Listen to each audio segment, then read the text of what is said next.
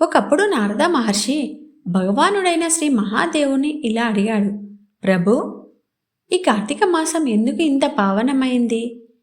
ఈ నెలలో చేసే పూజలు ఏం ఫలితాన్ని ఇస్తాయి అని అడుగుతాడు.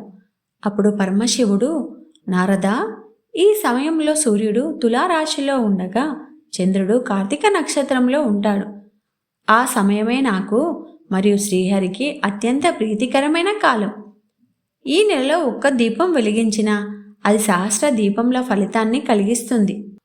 కార్తీక మాసంలో నాకు పూజ చేసినటువంటి అనసూయమ్మ అనే భక్తురాలి గురించి నేను నీకు చెప్తాను విను నారదా అని అంటాడు. ఒక చిన్న గ్రామంలో అనసూయమ్మ అనే భక్తురాలు ఉండేది. ఆమె ప్రతిరోజు బ్రహ్మముహూర్తంలో లేచి స్నానం చేసి తన చిన్న ఇంటి ముందు తులసి చెట్టు దగ్గర ఒక చిన్న దీపం వెలిగించేది.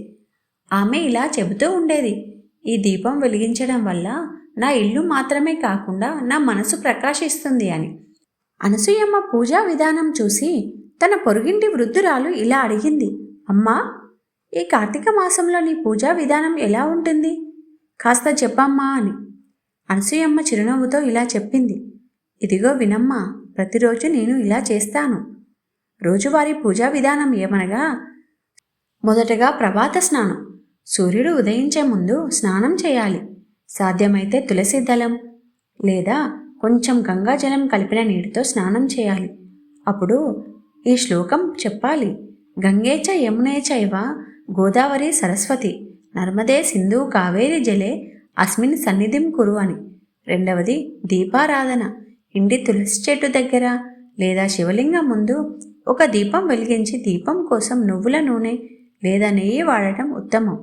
ఓం దీప దేవతాయై నమః అని మనసులో జపించి దీపం వెలిగించాలి. మూడవది శివపూజ లేదా విష్ణు పూజ. కార్తీక మాసం హరిహరులు ఇద్దరికీ ప్రీతికరమైనది. అందువల్ల శివుడికి అభిషేకం చేసి ఓం నమః శివాయ జపం చేయాలి. లేదా శ్రీహరికి తులసి దళాలతో పూజ చేసి ఓం నమో నారాయణాయ అని జపించాలి. నాలుగవది తులసి బృందావనంలో పూజ. తులసి చెట్టుకి నీళ్లు పోసి పూలు సమర్పించాలి. తులసీదేవి నమో నమః అని ప్రార్థించాలి. సాయంత్రం దీపములు వెలిగించి తులసీదేవి చుట్టూ ప్రదక్షిణ చేయాలి. ఈ మాసంలో తులసి చెట్టుతో పాటు ఉసిరిక చెట్టును కూడా పూజించడం చాలా శుభప్రదం. మరియు ఉసిరి చెట్టు కూడా ప్రదక్షిణ చేయాలి. ఐదవది దీపదానం.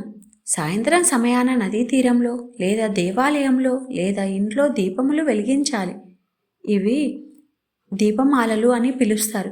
ప్రతి దీపం వెలిగించేటప్పుడు ఇలా ప్రార్థించాలి, దీపం జ్యోతి పరబ్రహ్మ, దీపం సర్వతోమోపహం, దీపేనా సాధ్యతే సర్వం, సంధ్యాదీపం నమో నమః అని. కార్తీక మాసం రోజు ఉపవాసం, దాన ధర్మాలు చాలా మంచి ఫలితాన్ని ఇస్తాయి. సోమవారం రోజు ఉపవాసం చేసి శివార్చన చేయాలి. కార్తీక పౌర్ణమి రోజున దీపములు, దానం, భోజన ప్రదానం చేయడం చాలా పుణ్యప్రదం. పాలు, తేనె, తులసి దళాలు, బెల్లం మొదలైన వాటిని శివుడికి సమర్పించడం మంగళకరం. అంతేకాకుండా శివుడికి ఇష్టమైన మారేడు దళాన్ని ఈ కార్తీక మాసంలో సమర్పించడం వల్ల మనకు ఉన్న పాపాలు అన్నీ తొలగిపోతాయని. ఈ విధంగా అనసూయమ్మ ఆ వృద్ధురాలికి కార్తీక మాసం యొక్క గొప్పతనాన్ని గురించి మరియు పూజా విధానం గురించి తెలియజేయడం జరిగింది. ఇలా శివుడు నారదునితో అనసూయమ్మ గురించి చెప్పడం జరిగింది. కార్తీక మాసంలో భక్తి భావంతో దీపం వెలిగించినవాడు నరలోకంలో సుఖంగా జీవించి అనంతరం నా సాయుధ్యం పొందుతాడు అని. ఇందులో ముగింపు సందేశం ఏమనగా, అనసూయమ్మ ఇలా ప్రతిరోజు దీపం వెలిగించేది. ఆమె ఇంటి వెలుగు క్రమంగా ఆమె హృదయంలో వెలిగిన భక్తి దీపంగా మారింది.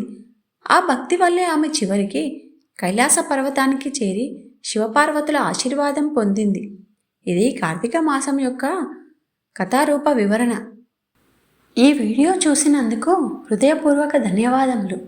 మీకు నచ్చితే తప్పక లైక్ చేయండి, మీ స్నేహితులతో షేర్ చేయండి. మరిన్ని భక్తి కథల కోసం మా ఛానల్ని సబ్స్క్రైబ్ చేయండి.